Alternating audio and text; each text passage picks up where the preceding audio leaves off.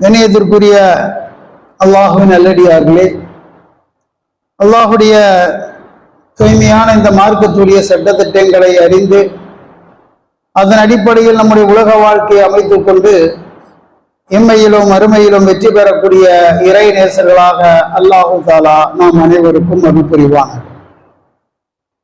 அல்லாஹுடைய நல்லடியார்களே, இஸ்லாமிய மார்க்கத்தை பொறுத்த வரைக்கும் பல நல்ல அமல்களையும் நற்செயல்களையும் அல்லாஹ்வுடைய தூதர் அவர்கள் நமக்கு கற்றுத்தந்தார்கள்.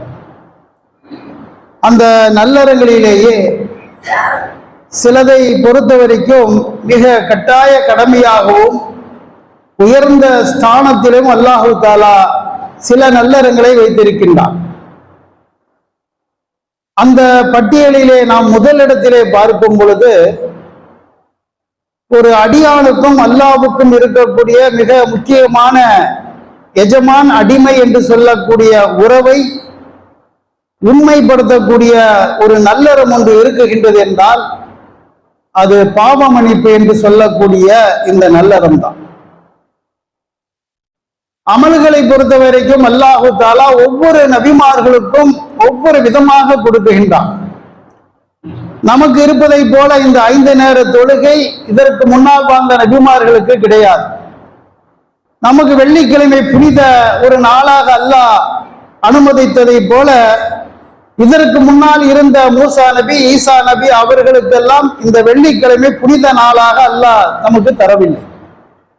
ரமலான் மாதத்திலே 30 நோன்புகள் நாம் வைப்போம் என்றால் இது நமக்கு மட்டுமே அல்லாஹ் கடமையாக்க இருக்கக்கூடிய ஒரு அமல்.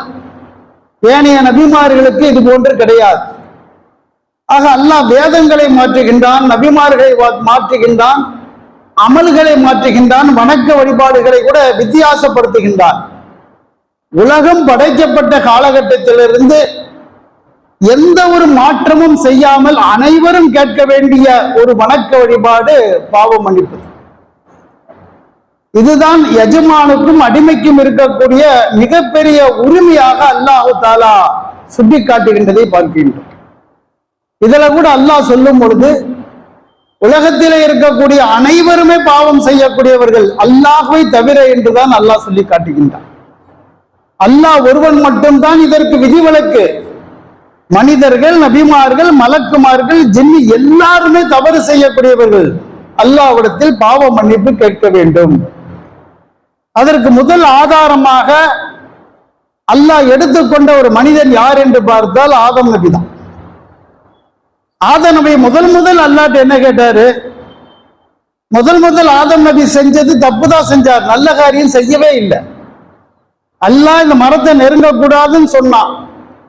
அவர் அல்லாஹ்வுடைய கட்டளைக்கு கட்டுப்பட்டு நெருங்காமல் இருக்கிறோம். ஆனால் அவர் கூட சைத்தானுடைய வலையை விழுந்தார். அந்த மரத்தை நெருங்கிய பிறகு அல்லாஹ்விடத்தில் முதல் வாய் திறந்து ஆதம் நபி கேட்டது என்ன? எனக்கு சொத்தை கொடு, சுகத்தை கொடு, சொர்க்கத்துல நிறைய அந்தஸ்தை கொடு, குழந்தை குட்டியை கொடு, வசதி வாய்ப்பு கொடு. இதா ஆதம் நபி கேட்டாரு? இல்ல. முதல் அவர் என்ன வாய் திறந்து கேட்கிறார்? ரப்பனா லலம்னா அன்ஃபுஸனா வ இல்லம் தஃபிர் லனா வ தர்ஹம்னா லகுனன்ன மினல் ஆசிரின். தப்பு பண்ணிட்டேன், பாவம் செஞ்சிட்டேன், என்னையே என் சம்சாரத்தை மன்னிச்சிரு, இல்லை என்றால் நான் நஷ்டவாளி ஆகி விடுவேன். இது குர்ஆனுடைய வசனம். அப்ப நம்முடைய அத்தா முதல் அல்லாஹ்ட்ட கேட்டது பாவ மன்னிப்புண்டா, அத்தாவுக்கு பிறந்த அத்தனை மக்களும் இதில் விதிவிலக்கு கிடையாது.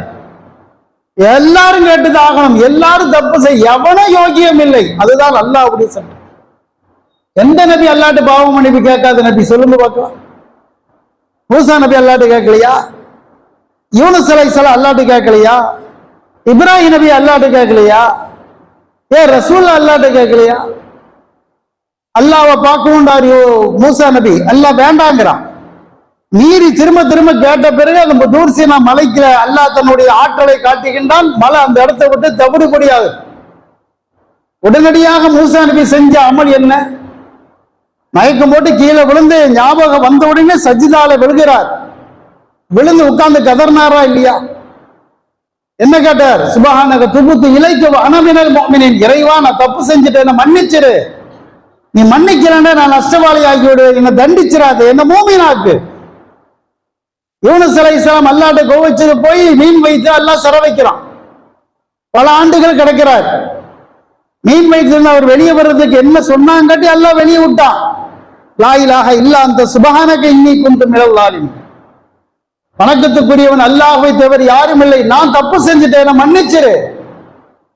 அப்ப நபிமார்களை பொறுத்த வரைக்கும் அவர்களை அல்லாஹ் ஒரு கட்டத்திலே தவறு செய்ய வைக்கின்றால் தவறுக்காக அவர்கள் அல்லாஹ்விடத்தில் மன்னிப்பு கேட்கணும். இதுதான் விதி. எஜமானுக்கும் அடிமைக்கும் இருக்கக்கூடிய உறவை அல்லாஹ் சொல்லும் பொழுது இந்த பாவ மன்னிப்பை தான் அல்லாஹ் மிகைப்படுத்தி உலகத்தில் தவறு செய்யாதவன் யாரும் கிடையாது.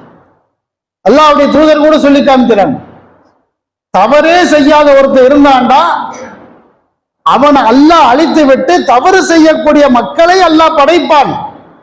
அவர்கள் தவறை செய்வார்கள், செய்துவிட்டு அல்லாஹ்விடத்திலே பாவ மன்னிப்பை கேட்பார்கள். இவர்கள் தான் அல்லாஹ்விடத்திலே சிறந்தவர்களாக இருக்குகின்றார்கள் என்று நபிகள் நாயகம் ஸல்லல்லாஹு அலைஹி வஸல்லம் அவங்க சொல்லி காமிக்கிறாங்கடா. இந்த பாவ மன்னிப்பு என்பது இஸ்லாத்தினுடைய பேசிக் அடிப்படை. அதனால தான் நீங்க பாத்தீங்கன்னா என்னென்ன அமல்கள் முக்கியத்துவமான அமல் இருக்குதோ, எது செய்யலேண்டா முஸ்லீமே இல்லையோ அந்த அமல்களுக்கெல்லாம் அல்லாஹ் தருகின்ற ஒரு நன்மை ஒண்ணு இருக்குதுண்டா அது பாவ மன்னிப்பு. நீங்க ஒவ்வொன்றாக பாருங்க, நமக்கு தெரியல. நம்மளுடைய ஒவ்வொரு அமலை பாருங்க. உதாரணத்திற்கு பள்ளி வாசல்ல தொழுகுவதற்கு ஒழு செய்யறான், பிஸ்மில்லான்னு ஆரம்பிக்கிறான். ஒழு செஞ்சு முடிஞ்ச உடனேயே அஷ்ஹது லா இலாஹ இல்லல்லாஹ் சொல்றான்.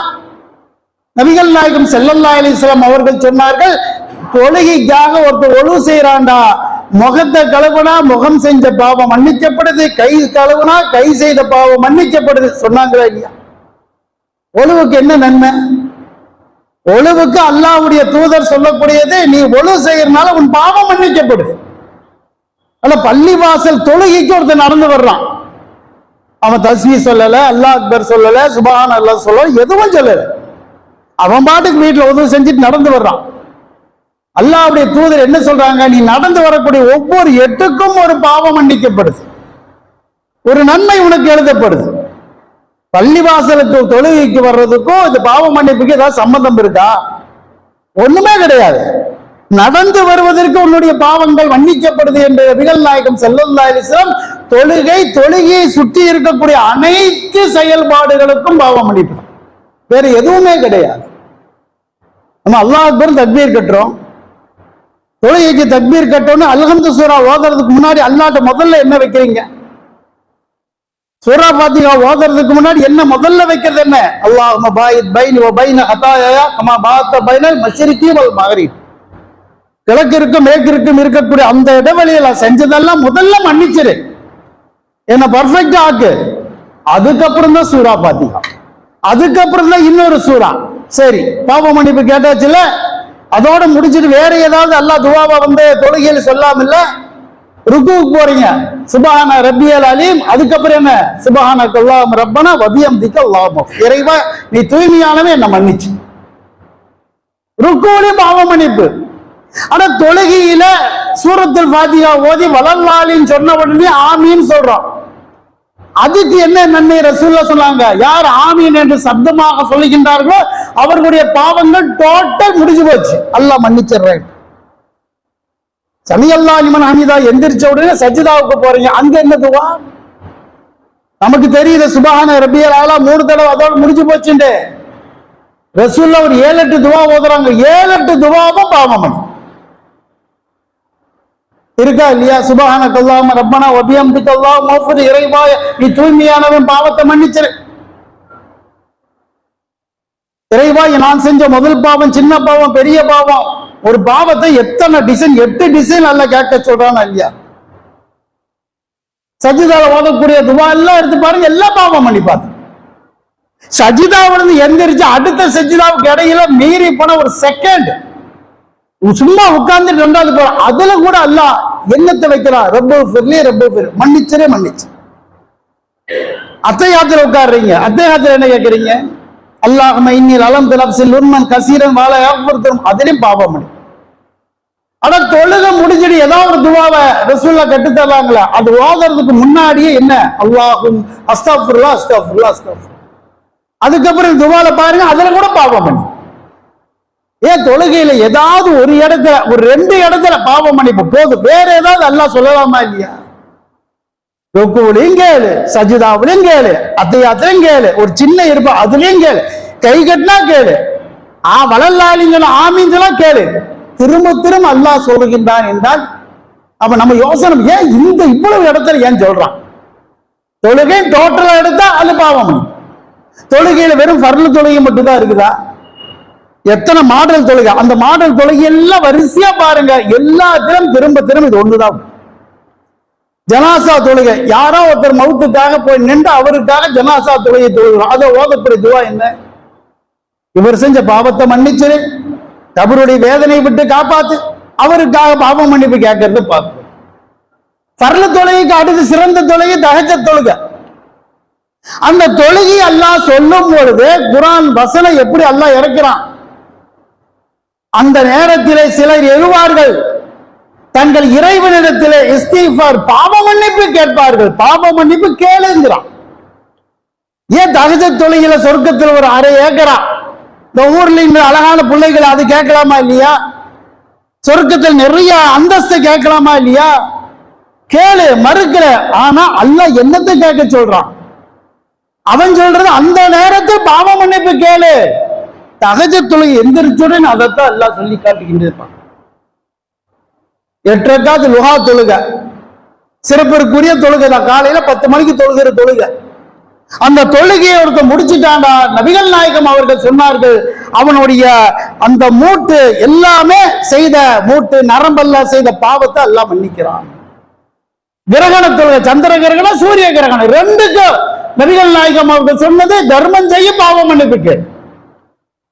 எத்தனை தொழுகை, எத்தனை மாடல்ல இருக்கு, என்ன டிசைன்ல இருக்கு, என்ன சிறப்பிற்குரியது இருக்கு, எல்லாத்துக்கும் சேர்த்து அல்லாஹ் சொல்லக்கூடிய நன்மை என்னன்னு பாத்தீங்கன்னா ஒன்னே ஒண்ணு, பாவ மன்னிப்பு அல்லாஹ் கேட்டுச்சு.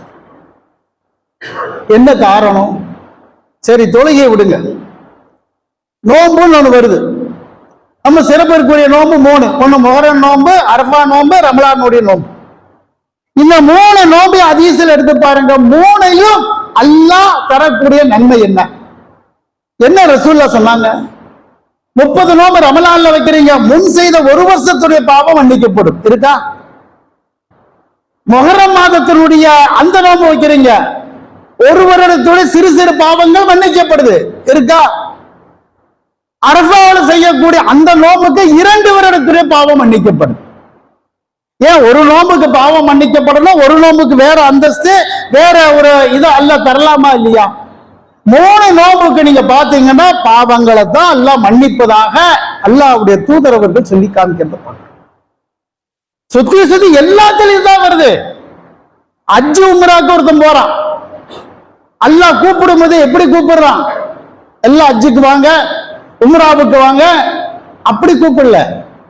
அல்லாஹ் கூப்பிடும் போது யா இபாதி அல்லதீன அஷ்ரஃபு அலா அன்ஃபுஸிஹிம் லா தக்னது மின் ரஹ்மத்தில்லாஹ், தப்பு செய்து, அநியாயம் செய்து, அக்கிரமம் செய்த எல்லா தவறுகளும் செஞ்சவங்களே வாங்க தான் அல்லாஹ் கூப்பிடுறான். கூப்பிட்டு என்னுடைய ஹஜ், இந்த இப்ராஹிம் கட்ட அந்த பள்ளிவாசல் இஸ்லாத்துடைய கடமையை, ஒரு கடமையை செய்ய, நீ செஞ்சுட்டு திருப்பி போகும்போது உனக்கு என்னத்தை தர்றேன்? என்ன அல்லாஹ் பரிசு தர்றதாக சொல்றான்? இங்க அவனுடைய அந்த ஆலயத்தை சுற்றத்துக்காக மறுமையில் ஒரு சொர்க்கத்தில் அழகான ஒரு வீட்டை, இது மாதிரி பிரம்மாண்டமான தங்கத்தில வீட்டை கட்டி தர்றேன் அல்லாஹ்வும் சொல்லல, அல்லாஹ்வுடைய ரசூலும் சொல்ல.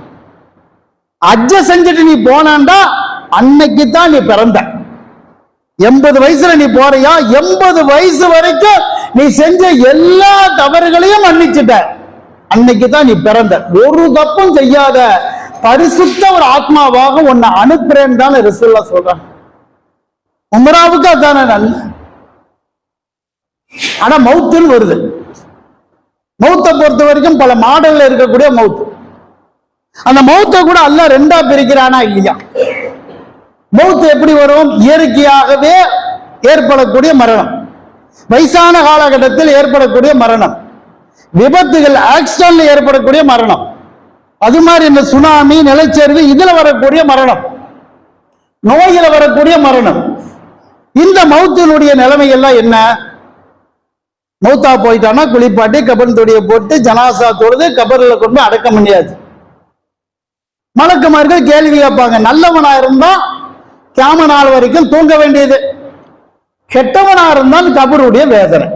இதுதான் அனைத்து மௌத்துக்கும் அனைத்து மரணங்களுக்கும் அல்லாஹ் தரக்கூடிய ஒரு சிறப்பு, ஒரு பாதிப்பு.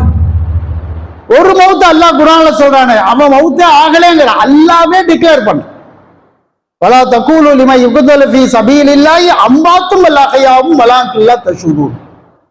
அல்லாஹ்வுடைய பாதையில் ஷஹீதாகி ஒருவன் மரணித்து விட்டால் அவன் மௌத்தாகல, உயிரோடு இருக்கிறான், உங்களால் அறிய முடியாது. ரசூலுல்லாஹ் இதுக்கு விளக்கத்தை தர்றாங்க. எங்க உயிரோடு இருக்கிறான்டா? கபர்ல கிடையாது, கபருடைய வாழ்க்கையும் கிடையாது. அவனை அல்லாஹ் இன்னொரு பறவையினுடைய உடம்புல இதே உயிரை செலுத்தி 7 வானங்களுக்கு மேல அல்லாஹ்வுடைய அரிசுக்கு கீழே அவன் உயிரோடு இருப்பான். அல்லாஹ்வின் புறத்திலிருந்து அவனுக்கு உணவு கொடுக்கப்படுது, அவன் தங்குவதற்கு அல்லாஹ்வின் புறத்திலிருந்து இடமும் தரப்படுகிறது. மிகச் சிறந்த ஒரு வாழ்க்கை, அவன் நினைத்து கூட பார்க்க முடியாத அந்த வாழ்க்கையை அல்லாஹ் தர்றான். இத சொல்லும் போது ரசூலுல்லாஹ் சொன்ன ஒண்ணு என்ன, மத்த மௌத்தெல்லாம் ஆச்சுன்னா கேள்வி இருக்குது, நல்லது இருக்குது, கெட்டது இருக்கு, அடி இருக்கு, நிரந்தர தூக்கம் இருக்கு. இந்த மௌத்துக்கு ரசூலுல்லாஹ் சொல்லக்கூடிய விளக்கம் என்ன, அல்லாஹ் அவனுடைய அனைத்து பாவங்களையும் மன்னிச்சு. என்னென்ன செஞ்சு, நீ உபச்சாரம் பண்ணியிருந்தாலும் சரி, வட்டி வாங்கியிருந்தாலும் சரி, எல்லா தவறையும் இந்த ஒரு ஷஹீதுக்கு அல்லாஹ் மன்னித்து விடுகின்றான். அப்பதான் அல்லாஹ்வுடைய அரிசிக்கு கீழே சுத்த முடியும், அல்லாஹ்வின் புறத்தில் உணவும் கிடைக்க முடியும், அல்லாஹ்வின் புறத்திலிருந்து இருக்கிறதுக்கு இடமும் கிடைக்கும். அப்ப ஷஹீதுக்கு ஒரு மிகப்பெரிய ஷஹீத் அந்தஸ்து அல்லாஹ் தர்றது வேற எதையும் சொல்லல. சொர்க்கத்தில் ஒரு 10 ஏக்கர், அதுக்கெல்லாம் நுழையணும்டா நீ நல்லவனா இருக்கணும், உன்னுடைய அனைத்து பாவங்களையும் மன்னித்து விடுவதாக நபிகள் நாயகம் ஸல்லல்லாஹு அலைஹி வஸல்லம் சொல்லி காமிக்கிறாங்கன்னா கொஞ்சம் யோசனை பண்ணி பாருங்க. தொழுக, நோன்பு, ஹஜ்ஜு, உமரா, தான தர்மத்தை எடுத்துங்க. தான தர்மத்தில் எத்தனை மாடல் இருக்கு? ஒரே ஒரு மாடலா இருக்கு. ஏழைகள் இருக்காங்க, எத்தீம்கள் இருக்காங்க, வழிபோக்கர்கள் இருக்காங்க, பாதிக்கப்படுறவன் இருக்கிறான், அனாதை இருக்கிறான், விதவை இருக்குது, நோயாளி இருக்கிறான்.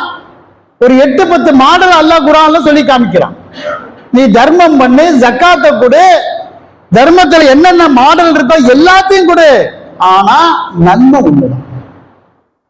ஜக்காத்து கொடுத்தாலும் நன்மை ஒண்ணு, தர்மம் செஞ்சாலும் நன்மை ஒண்ணு. நீ எத்தனை பேர்த்துக்கு எத்தனை மாடலை கொடுத்தாலும் என்ன நன்மை? யுத்தீமோன தாமால ஹுப்பிகி மிஸ்கீனோ யத்தீமோ, நன்மை பாவங்கள் மன்னிக்கப்படும்.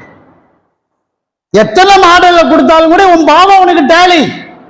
நீ 1 கோடி ரவுக்கு வச்சிருந்தா நீ கொடுக்கக்கூடிய தர்மங்கள் ஜக்காத்துக்கு எல்லாமே பாவம் மன்னிப்பு. அப்ப இஸ்லாத்தினுடைய மிக முக்கியமான கடமை, நாம செய்யக்கூடிய கடமை, முக்கியமான ஒரு இடத்துல வைக்கக்கூடிய ஒரு அமலு தொழுகை, நோன்பு, ஹஜ்ஜு, தான தர்மம், எல்லாத்துக்கும் ஒரு நன்மையை அல்லாஹ் தருகின்றான் என்றால் என்ன காரணம் சொல்லுங்க பார்க்கலாம். ஒரு காரணம் தான், இந்த உலகம் நம்மை அதிகமாக தப்பதான் செய்ய தோணும். 24 மணி நேரத்தை அல்லாஹ் கொடுத்தானே, நீங்க நன்மையை பாவ மன்னிப்பை அல்லாஹ்விடத்தில் கேட்கக்கூடிய நேரம் எவ்வளவு? 12 மணி நேரம் செய்யறீங்களா? பாதி மறுமைக்கு, பாதி உலகத்துக்கு. ஓரளவுக்கு சொர்க்கத்துக்கு தடுமை ஏறியாச்சும் போயிடலாம். எவ்வளவு மணி நேரத்தை செய்யறோம்? 24 மணி நேரத்துல 1 மணி நேரம் ஒருத்தர் 5 நேரம் தொழுகிறான்டா, 23 மணி நேரமும் தப்பு தான். உலகத்துக்கு தான், அநியாயத்துக்கு தான், அக்கிரமத்துக்கு தான். 5 நேரம் நீங்க தொழுகிறதா இருந்தா 1 மணி நேரம் மறுமைக்கு. இதை வச்சுக்கிட்டு எப்படி சொர்க்கத்துக்கு போக முடியும் கேட்கிறேன். கிட்டத்தட்ட 99% தப்பா பண்ணி போட்டு 1% மட்டும் நன்மை செஞ்சு அல்லாஹ் எப்படி விடுவான்? அப்ப ரப்புக்கு தெளிவா தெரியுது, இவன் கேட்க மாட்டான். அதனுடைய முக்கியத்துவம் இவனுக்கு தெரியல.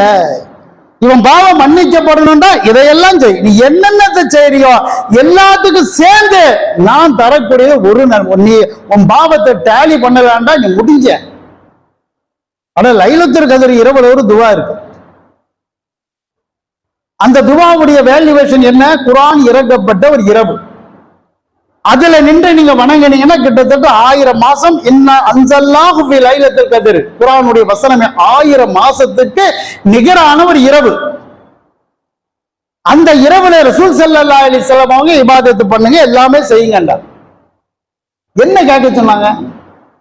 அந்த இரவுல ஒண்ணு கேளுங்கன்றாங்க. அல்லாஹும்ம இன்னக அஃபுன் துஹிப்புல் அஃவ ஃபஅஃபு அன்னி. என்ன துஆ? இறைவா, நீ பாவ மன்னிப்பை கேட்கக்கூடியவன், என்ன மன்னிச்சு. ரசூல்ல வேற எதையும் சொல்லி தரல. 1000 மாசங்களுக்கு நிகராக இருக்கக்கூடிய ஒரு இரவு. நம்ம அந்த 1000 மாசம் வாழ்வோமா இல்லையாங்கிறது உத்தரவாதம் கிடையாது. 88 வருஷம் 60 50 ரிட்டையர் ஆகி போய் சேர்ந்துட்டு இருக்கிறோம். ஒரு இரவுல கேளு. என்னத்தை கேட்க சொன்னாங்க? பாவ மன்னிப்பு தான் ரசூல்ல கேட்க சொன்னாங்க. அப்ப நம்ம விளங்கணும் இல்லை, இது என்னமோ மர்மத்தை அல்லாஹ் புதிச்சு வச்சிருக்கு, இதுல என்னமோ ரகசியம் இருக்கு. ஆனா துவாக்களிலேயே ரசூல் ஸல்லல்லாஹு அலைஹி வஸல்லம் நிறைய துவா நமக்கு கற்றுத் தந்தார். சாப்பிடும்போது, சாப்பிட்ட பிறகு, தூங்கும் பொழுது நிறைய துவா, நடக்கும் போது, பிரயாணத்தை, இது எல்லா துவாவும் கூட்டி கழிச்சு கடைசியில ரசூல் ஸல்லல்லாஹு அலைஹி வஸல்லம் வச்சாங்க ஒரு துவா. அதுக்கு மேல ஒரு துவாவே இல்லைன்றாங்க. அது சொல்லும் போது இஸ்திஃபார், இந்த துவாக்களுடைய தலையாய ஹெட் அதுதான், தலைமைத்துவம் அதுதான். அதை சொல்லிட்டு நபிகள் நாயகம் சொல்றாங்க, இத சொல்லி அடுத்த செகண்ட் நீங்க மௌத்தான சொர்க்கம்ட்டாங்க. இதுக்கான ஒரு சிறப்பு எப்படி சொல்றாங்க? ஒருவன் பகலில் அதை ஓதுகின்றான், ஓதிய நேரத்தில் அவன் மரணித்தால் சொர்க்கம் நிச்சயம், நரகத்துக்கு போக மாட்டான். நைட்டு வந்துருச்சு, இரவு வந்தோட டக்குன்னு ஓதியரு, ஓதன உடனே மௌத்தாயிட்டான சொர்க்கம், என்ன தப்பு பண்ணாலும் சொர்க்கம்ட்டாங்க ரசூல். அந்த ஒரு துவாவுக்கு இருக்கக்கூடிய வேல்யூவேஷன், மதிப்பு வேற எந்த துவாவுக்கு இந்த சிறப்பு கிடையாது. இது ஓதந்துக்கு சொர்க்கங்கிறது வேற எதுக்கும் கிடையாது. அந்த துவால அல்லாஹ் என்ன சொல்லி காமிக்கிறான்? அல்லாஹும் அன்த ரப்பி லா இலாஹ இல்லா அன்த ஹலகதனி வ அனா அப்துக வ அனா அலா ஆதிக வவதிக மஸ்தௌது அஊது பிக இருக்கா இல்லையா? அந்த துவாவுடைய அர்த்தத்தை பார்த்தா ரொம்ப பயங்கர டீப்பான அர்த்தம் எல்லாம் கிடையாது. நமக்கும் ரப்புக்கும் இருக்கக்கூடிய அந்த ரிலேஷன்ஷிப் சொல்லக்கூடிய துவா. அல்லாஹும் அன்த ரப்பி லா இலாஹ இல்லா அன்த, இறைவா வணக்கத்துக்குரியவர் உன்னை தவிர எவனும் இல்லை, நீ என்னுடைய எஜமான், நான் உன்னுடைய அடிமை. எப்படி ரசூல் அந்த துவா அல்லாஹ் எப்படி இறக்கி தந்திருக்கான் பார். அடுத்து, இறைவா நான் செய்த தவறோடும் நான் செய்த நன்மையோடும் நிச்சயமாக மறுமையில் உன்னை சந்திப்பேன். அப்படி சந்திக்கும் பொழுது என்ன தண்டிச்சிராத, என்ன மன்னிச்சு, அவ்வளவுதான். பயங்கரமா லாஜிக்கா மண்டையில குழம்புற மாதிரி புரியாத வார்த்தைகள்லாம் கிடையாது. எனக்கும் என்னுடைய இறைவனுக்கும் இருக்கக்கூடிய ரிலேஷன்ஷிப், தொடர்பு, உறவு. நீ எஜமான அடிமை, நான் யோகியான்னு சொல்லல, நான் தப்பு செஞ்சுட்டு தான் உங்கள்கிட்ட வருவேன், நல்லது செஞ்சுட்டு வருவேன், நல்லதுக்கு நன்மை கொடுத்துரு, தப்பு செஞ்சதுக்காக என்ன தண்டிச்சிராத என்று அல்லாஹ்விடத்தில் கேட்கக்கூடிய இந்த வார்த்தை உள்ள இந்த துஆவுக்கு நபிகள் நாயகம் ஸல்லல்லாஹு அலைஹி வஸல்லம் என்ன சிறப்பு சொன்னாங்கன்னா, அதை கேட்க அடுத்து முன்னாடி மௌத்தானாலும் சொர்க்கம் நிச்சயம். கேட்கிறாங்க சகாபா, என்ன தப்பு பண்ணாலும் அதுல கூட அல்லாஹ் எண்ணத்தை வைக்கலாம் பாருங்க. நம்ம பாக்குறோம், நரகத்துல பாக்குறோம், சொர்க்கத்தை பாக்குறோம். சொர்க்கத்துல என்னென்ன மாட மாளிகை அது இது எக்கச்சக்கமா குர்ஆன் வசனம், அது எதுவும் இதுல வரல. என்ன இப்படி அல்லாஹ் திரும்ப திரும்ப ஒரு விஷயத்தையே சொல்லுவதற்கு என்ன காரணம்? ஒரே காரணம் தான், பாவிகள் ஒரு காலகட்டத்திலும் சொர்க்கம் போக முடியாது. அப்ப என்ன நிலைமை? சஹாபாக்கள் கேட்கிறாங்க, அல்லாஹ் மறுமையிலே விசாரிச்சு அவன் இணை வைக்கல, ஷிர்க் செய்யல, ஆனா மனுஷங்கிற அடிப்படையில மனக்கல் வழிபாடுல கோளாறு சில தவறுகள் செஞ்சிருந்தாங்கன்னா அவன் சொர்க்கம் போகுவான். எப்ப போவான்? நபிகள் நாயகம் சொல்றாங்க, ஒண்ணு அவன் செய்த தவறுக்கு நரகத்துல போய் சில ஆண்டுகள் வேதனை செய்யப்பட்டு அதுக்கப்புறம் இணை வைக்காமல் இருந்தாங்களே அவங்களை எல்லாம் தூக்கி சொர்க்கத்துல போடுங்கன்னு அல்லாஹ்வுடைய ஆர்டர் வருமா இல்லையா, அப்ப சொர்க்கத்துக்கு போகுவான். இது ஒரு நிலைமை. இரண்டாவது ரசூலுல்லாஹ் சொல்றாங்க, ஒரு அடியானுடைய ஒரு சில அமல்கள் அல்லாஹ்வுக்கு பிடிச்சிருக்கு. என்ன அமல்னு சொல்லும் போது அல்லாஹ்வுடைய தூதர் சொல்றாங்க, அல்லாஹ்வுடைய கருணை இருக்கா இல்லையா, அதுதான் ரொம்ப ரொம்ப முக்கியம். சில பேர்த்த அல்லாஹ் கூப்பிடுவான், கூப்பிட்டு அவன்கிட்ட ஒரு நீண்ட பட்டியலை போடுவான். நீ இந்த தப்பு செஞ்சியா, இந்த வருஷத்துல இதை செஞ்ச. அந்த அடியான் தலையை குமிச்சுக்கிட்டு அவன் பாட்டுக்கு ஆமா செஞ்சேன்னு ஒத்துக்கிட்டு பேசாம இருப்பான். அந்த அடியான்கிட்ட அல்லாஹ் சொல்லுவான், உலகத்திலையும் அதை நான் மறைச்சிட்டேன், உன்னை அசிங்கப்படுத்தல, உன்னை கேவலப்படுத்தல, உனக்கு மக்கள்கிட்ட இருந்து தண்டனை வாங்கி தரல, அதை மறைத்து விட்டேன். இந்த மறுமையிலும் யாருக்கும் தெரியாது, அதையும் மறைச்சிடுற போடா சொர்க்கத்துக்குன்னு அல்லாஹ் அனுப்பினாதான். இந்த ரெண்டு நிலை. ஒண்ணு தண்டனை அனுபவிச்ச பிறகு இவன் நரகவாதி, இதெல்லாம் செஞ்சான் என்று சொர்க்கத்துக்கு எல்லாத்துக்கும் அடையாளத்தோடு வரக்கூடிய நிலைமை. இரண்டாவது, எவனுக்கும் தெரியாது, எனக்கு ரப்புக்கு மட்டும்தான் இது தெரியும். நான் செஞ்ச ஏதோ ஒன்று அல்லாஹ்வுக்கு பிடிச்சிருக்கு, அல்லாஹ்வுடைய கருணைக்குரியவனாக நான் ஆகிட்டேன், அதனால் அல்லாஹ் மறுமையில மன்னிச்சா அவன் சொர்க்கத்துக்கு போகணும். ஆக இது ரெண்டுமே பாவங்கள். அங்க ஒன்னு தண்டனை, ஒன்னு அல்லாஹ் மன்னிக்கணும் என்று நபிகள் நாயகம் ஸல்லல்லாஹு அலைஹி வஸல்லம் அவங்க சொல்லி காமிக்கிறாங்கன்னா, பாவ மன்னிப்ப இல்லைன்னு வச்சுங்க, நம்ம என்ன இபாதத்து தொழுகை எது செஞ்சாலும் உலகத்திலேயே டேலி பண்ண. நபிகள் நாயகம் ஸல்லல்லாஹு அலைஹி வஸல்லம் எடுத்துங்க, அல்லாஹ் அவங்கள சொர்க்கவாதின்னு சொல்றானா? அவங்களோட முன்பின் செஞ்ச பாவத்தை எல்லாம் மன்னிச்சுட்டேன்னு சொல்றானா? சொன்ன பிறகு ரசூலுல்லாஹ் எதுக்கு உட்கார்ந்துக்கிட்டு அஸ்தக்ஃபிருல்லாஹ் இறைவா என்னை மன்னிச்சுன்னு கேட்கணும்? என் பாவத்தை தான் அல்லாஹ் மன்னிச்சுட்டான், நான் சொர்க்கவாதியை டிக்ளேர் ஆயிருச்சு, இனிமேல் செஞ்சாலும் மன்னிச்சுட்டேன்டா. இந்த வசனம் இறங்கின பிறகு ரசூலுல்லாஹ் ஒரு நாளைக்கு உட்கார்ந்து அஸ்தக்ஃபிருல்லாஹி வஅத்தூபு இலைஹி 100 தடவை கேட்டாங்களே இல்லையா? அல்லாஹ்வுடைய தூதரோட மன்னிச்சாச்சு. வசனம் குர்ஆன் வசனம் இருக்கு. என்னுடைய பாவத்தை பொறுத்த வரைக்கும் எந்த வசனமும் இல்லை. எனக்கு என்ன கதி, என்ன நிலைமை மறுமையில போனதான் தெரியும். அல்லாஹ்வுடைய தூதருடைய பாவம் மன்னிக்கப்பட்ட பிறகு ரசூலுல்லாஹ் ஒரு நாளைக்கு 100 தடவை கேட்டாங்கடா. நம்ம எத்தனை தடவை கேட்கணும் சொல்லுங்க பார்க்கலாம்? கோடி தடவை 24 மணி நேரமும் உட்கார்ந்து கேட்டா கூட நம்மள டேலி ஆகுமா இல்லையான்னு தெரியும். மூச்சு வாங்குறமே ஆக்சிஜன், அது விடுறது அஸ்தக்ஃபிருல்லாஹ்னு விடணும், இழுக்கும் போது அஸ்தக்ஃபிருல்லாஹ்னு.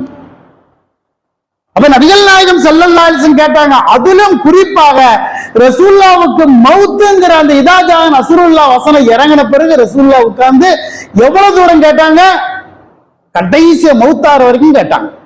6 மாசத்துக்கு பிறகு மௌத்து. நஸ்ர் வசனம் இறங்கின பிறகு ஆயிஷா நாயகி அறிவிக்கிறாங்க, சதா அல்லாஹ்வுடைய தூதர் எந்த நேரம் பார், தொழுகை இல்லாத நேரம், உட்கார்ந்து இருக்கிற நேரம், நடக்கிற நேரம் முணுமுணுத்துட்டே இருப்பாங்க. நான் கேட்டேன், என்ன முணுமுணுக்கிறீங்க? சுபஹானக அல்லாஹும்ம ரப்பனா வ பிஹம்திக அல்லாஹும்ம ஃபிர், இறைவா நீ தூய்மையானவன், நான் தப்பு செஞ்சிட்டேன், என்னை மன்னித்து விடு, மறுமையில் முன்னால் நான் நிற்பேன். இதுதான் ரசூலுல்லாஹ் கேட்டேன். எப்போ? ஒரு நாளைக்கு 100 தடவை இல்ல, அது 100 தடவை தனியா. வேலையில இருக்கும்போது, நடக்கும்போது, மக்கள்கிட்ட பேசிட்டு ஓய்வு இருக்கும்போது, சும்மா இருக்கும்போது ரசூலுல்லாஹ்வுடைய அந்த வேற எந்த துவாவும் ஓதல, இதையே ஓதிட்டு இருக்கிறாங்க. கடைசியா மௌத்தாகும் போது வந்த வார்த்தை அல்லாஹும்ம ஃபிர்லி லா இலாஹ இல்லல்லாஹ். அப்ப எவ்வளவு பெரிய ஒரு இடத்தில் அல்லாஹ் இந்த பாவ மன்னிப்பை வைக்கிறான். நம்ம ரசூலுல்லாஹ் சொன்ன மாதிரி 100 தடவை இன்னைக்கு நம்ம கேட்டோமா? நேத்து கேட்டோமா? முந்தா நேத்து கேட்டோமா? இல்ல. அமல்களில உச்சகட்டத்தில் அல்லாஹ், அதுவும் ரொம்ப கஷ்டமான வார்த்தை, வாயிலே நுழையாத வார்த்தை, இது ஐன் வருது, காஃப் வருது, அப்பேற்பட்ட வார்த்தை அஸ்தக்ஃபிருல்லாஹ், இறைவா என்னை மன்னித்து. ஏன் வாக்கிங் போகும்போது சொல்லிட்டு போ, சுகர் பிரஷர் இருக்கிறவங்க வாக்கிங் போவோம், வியாபாரத்தில் இருக்கும்போது சும்மா இருக்கிற நேரம் சொல்லிட்டு போங்க. இந்த முசீபத்தை தூக்கிடுவோம், சும்மா நோண்டிட்டு இருக்கிறதுக்கு பதிலாக உட்கார்ந்து அஸ்தக்ஃபிருல்லாஹ் சொல்ல முடியாதா? இதுக்கு எவ்வளவு நேரம் ஒரு நாளைக்கு செலவு பண்ணும்? இரவு பகல் ஒண்ணும் இல்லை, நோயே வந்து படுக்கையில போடக்கூடிய அளவுக்கு நோண்டுறோம், கை ரேகையெல்லாம் தேஞ்சு போகுது, ஒரு 10 பைசாவுக்கு பிரயோஜனம் கிடையாது. அப்போ அல்லாஹ்விடத்தில் அதிகம் நம்ம கேட்க, நம்ம சாகர வரைக்கும் கேட்டாலும் கூட டோட்டல் அழியுமான்னு கேட்ட சந்தேகம், டோட்டல் முடியுமா சந்தேகம், ஒரு நம்பிக்கை. இவ்வளவு தூரம் கேட்கிற ஒரு நம்மளுடைய பாவம் எல்லாம் மன்னிச்சிருக்கலாம், ஒரு 70 80 அப்படிங்கிற அளவுக்கு ஆச்சு இருக்கும். அப்ப நபிகள் நாயகம் அவர்கள் சொன்ன திக்ர்களிலே உச்சகட்டம் இந்த அஸ்தக்ஃபிருல்லாஹ் என்று சொல்லக்கூடிய பாவ மன்னிப்பை அதிகம் கேட்கக்கூடிய மக்களாக நாம் இருக்கணும். இந்த உலகத்திலேயே கணக்க முடிச்சிருங்க. நாளைக்கு கபூர்ல போய் உட்கார்ந்த பிறகு இவ்வளவு பாவம் நோட்டு இருக்கு, இதுக்கு என்ன கணக்கு, ஒரு 1/2 மணி நேரம் தய கொடுங்க, நான் அஸ்தக்ஃபிருல்லாஹ் சொல்றேன்னு மலக்குமார்கள் விட மாட்டாங்க.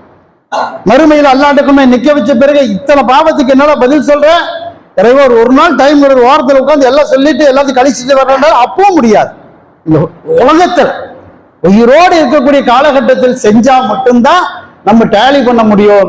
ஆகையினால அதிகமாக அஸ்தக்ஃபிருல்லா, கூடுதலாக சுபஹானக, அல்லாஹ்வை தூய்மைப்படுத்தி சுபஹான் அல்லதி அஸ்தக்ஃபிருல்லா என்று அதிகமாக அல்லாஹ்விடத்திலே பாவ மன்னிப்பு கேட்கக்கூடிய மக்களாக அல்லாஹ் நாம் அனைவரையும் ஆக்கி அருள் புரிவானாக. வாகிரத்தாமானா அல்ஹம்துலில்லாஹி ரப்பில் ஆலமீன்.